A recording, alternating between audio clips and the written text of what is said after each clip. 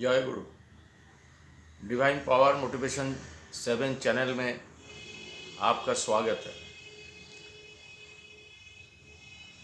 आज आपके बीच उपस्थित होकर एक दो दिन पहले की एक घटना जो हमको विशेष सूचना दिया, उसी के लिए बारे में आपके सामने रखना चाहती हूँ। कुछ भक्तगण इकट्ठा हुए और ये बोले, बहुत सारे धार्मिक चर्चाएं हो रही थी। किसी ने कहा कि जो है ये दुनिया बहुत स्वार्थ का है। हर व्यक्ति के अपना अपना स्वार्थ में लगा हुआ है।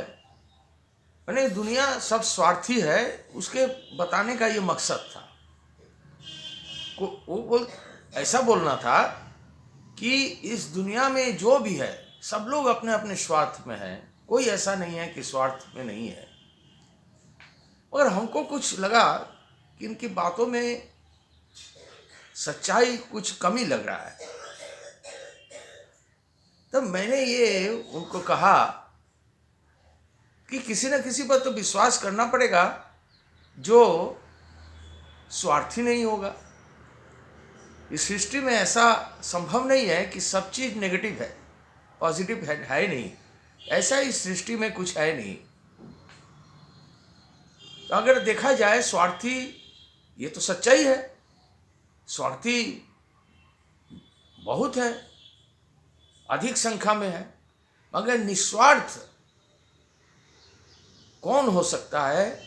मुझे ये लगा एकमात्र माँ ऐसी चीज होती है जो एकदम निस्वार्थ होते हैं।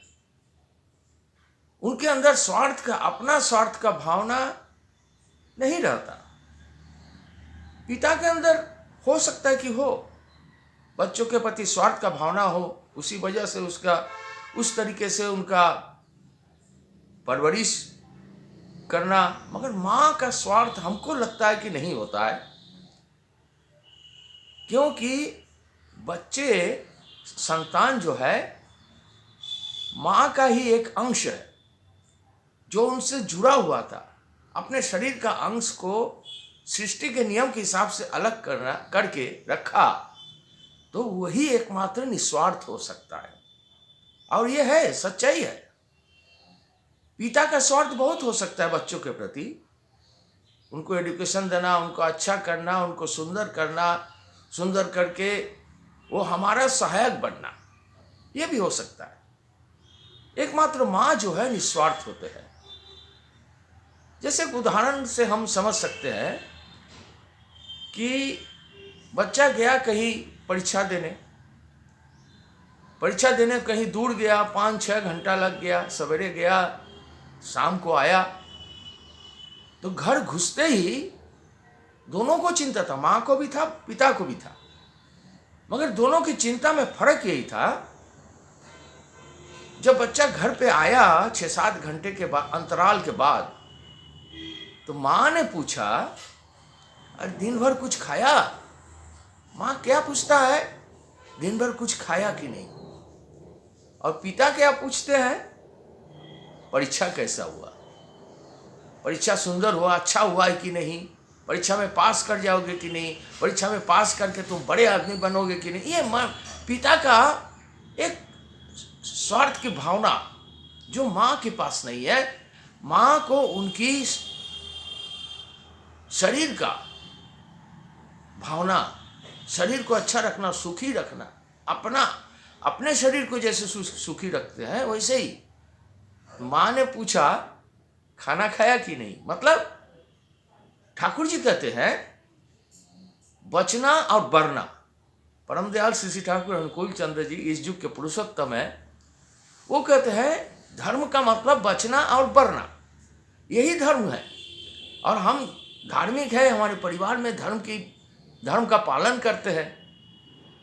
माँ बचने की बात करती है, पिता बढ़ने की बात करती है। तो इसीलिए हमको लगता है माँ एकमात्र ऐसा जो एकदम निस्वार्थ होते हैं। और बाकी लोग कुछ ना कुछ स्वार्थ की भावना से जुड़े रहते हैं।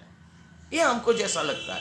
ठाकुर जी, आप किसी भी बड़े आदमी, किसी भी उच्च स्थान पर, उच्च शिखर पर पहुंचे हुए आदमी अगर माँ से युक्त हुआ, ठीक से माँ से संबंध उनका ठीक रहा, तो निश्चित रूप से उसके जीवन में उसको कोई रोक नहीं सकता।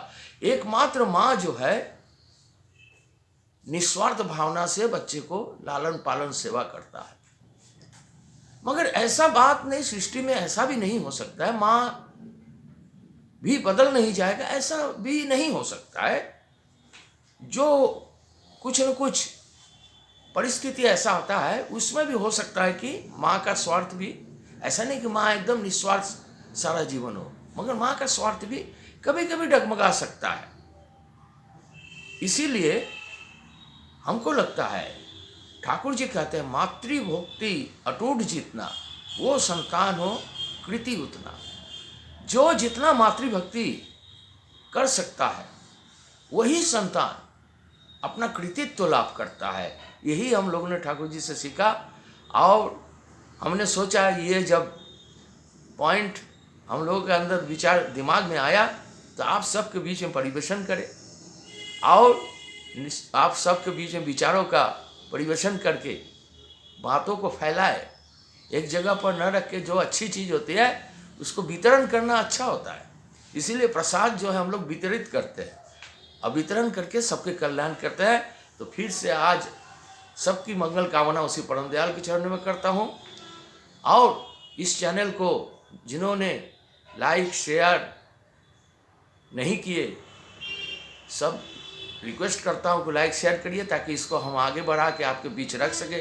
जिन्होंने सब्सक्राइब नहीं किए वो सब्सक्राइब करें, और आप एक कमेंट डालें कि किस पॉइंट पर हमको बताना चाहिए, क्या चीज़ में हमको विचारों को प्रकट करना चाहिए, आदान प्रदान करना चाहिए। आप कृपया अगर कमेंट बॉक्स में डालेंगे तो निश्चित रूप से उस रास्ते पर अनुसरण करके हम आगे बढ़ेंगे। सबकी मंगल कामना उसी परम दयाल के चरणों में करता हूँ। जय गुरु, वंदे पुरुषोत्तम।